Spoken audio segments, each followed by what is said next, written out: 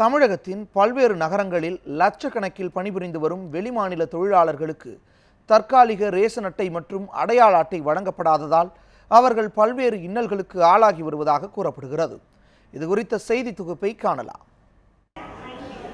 தமிழகத்தில் 10 லட்சத்துக்கும் மேற்பட்ட வெளிமாநில தொழிலாளர்கள் உள்ளனர்.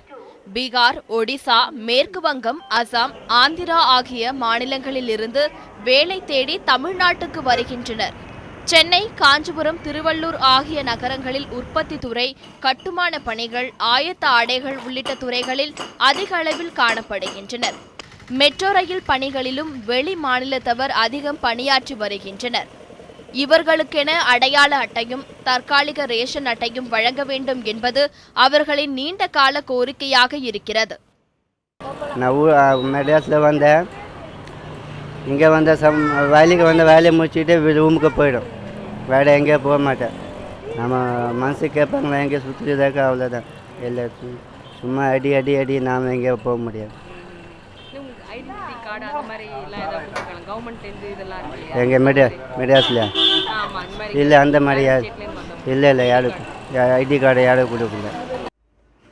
வெளி மாநிலங்களில் இருந்து வந்திருப்பவர்களுக்கு மொழி ஒரு பிரச்சனை என்பதால் வீட்டு வாடகை அதிகமாக வாங்கப்படுவதாகவும், அடையாள அட்டை இல்லாததால் எரிவாயு இணைப்பு பெறுவது கடினம் என்றும் மேற்கு வங்கத்திலிருந்து வந்து சென்னையில் அழகு நிலையத்தில் பணிபுரியும் தீபிகா கூறுகிறார். यहाँ पे रहने का प्रॉब्लम यही होता है कि हम लोग का रेंट बहुत ज़्यादा रहता है और हम लोग इतना बोल नहीं सकते, तो इतना फ़ायदा उठाता है कि हम लोग का रेंट ज़्यादा रहता है और गैस का प्रॉब्लम रहता है और पानी का प्रॉब्लम रहता है। और बस में हम लोग ट्रैवल करें तो वहाँ पे कमेंट्स करता है, वही प्रॉब्लम रहता है. கட்டுமான பணிகளில் ஈடுபடும் தொழிலாளர்களுக்கு ஒரு நாளுக்கு சுமார் ரூபாய் 500 வழங்கப்படுகிறது. கட்டுமான தொழிலாளர்களுக்கான நல வாரியத்தில் இவர்கள் இணைக்கப்படுவதில்லை. ரேஷன் அட்டை இல்லாததால் தங்களுக்கான உணவுப் பொருட்களை வெளி சந்தையில் விலை கொடுத்து வாங்க வேண்டி இருப்பதாகவும் தொழிலாளர்கள் கவலை தெரிவிக்கின்றனர். அங்கே ஒரு ஊரில் கொஞ்சம் சம்பளம் கம்மி வரும், சீக்கிரம் வராது. அங்கேருந்து வாரம் இதுக்கு சென்னையில் அப்புறம் ஒரு நாளைக்கு ஒரு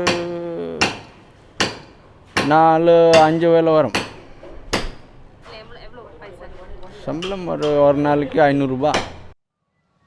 மாநில அரசு இவர்களுக்கான தனி வாரியம் அமைத்து முறையான கணக்கெடுப்பு நடத்தி தற்காலிக ரேஷன் அட்டை, அடையாள அட்டை ஆகியவற்றை வழங்க வேண்டும் என்றும், வெள்ளத்தால் பாதிக்கப்பட்ட வெளி மாநிலத்தவருக்கு எந்தவித உதவிகளையும் அரசு செய்யவில்லை என்றும் இந்திய தொழிற்சங்க மையம் கூறுகிறது. வேலை நேரம் முறைப்படுத்தப்படவில்லை. வேலைக்கான ஊதியம் மத்திய அரசாலே மாநில அரசாலே நிர்ணயிக்கப்படுகிற குறைஞ்சபட்ச சம்பள விகிதம் அமுலாக்கப்படவில்லை. விபத்து இல்லாமல் வேலை செய்வதற்கான உரிய பாதுகாப்பு இல்லை.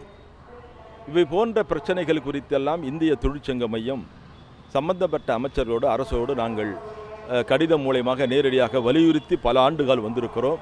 அது அமுலாக்கப்படவில்லை. சமீபத்தில் நடைபெற்ற நவம்பர் டிசம்பரில் ஏற்பட்ட கடும் மழை, வெள்ளம், பெருவெள்ளத்தின் காரணமாக அவர்களுக்கு இதர தொழிலாளிகளுக்கு அளிக்கப்பட்ட நிவாரணத்தை ஒரு சல்லி காசு கூட அந்த தொழிலாளிக்கு வழங்கப்படவில்லை. நமது நகரங்களை கட்டமைக்க அயராது உழைத்து தங்கள் உழைப்பை செலுத்துபவர்கள் வெளிமாநில தொழிலாளர்கள். அவர்களின் அடிப்படை உரிமைகளையும் வாழ்வாதார தேவைகளையும் பூர்த்தி செய்யும் வகையில் அரசு முயற்சி எடுக்க வேண்டும் என்பதே இந்த மே தினத்தில் அனைவரின் கருத்தாக இருக்கிறது. ஒளிப்பதிவாளர் யுவராஜுடன் சாரதா, நியூஸ் 7 தமிழ், சென்னை.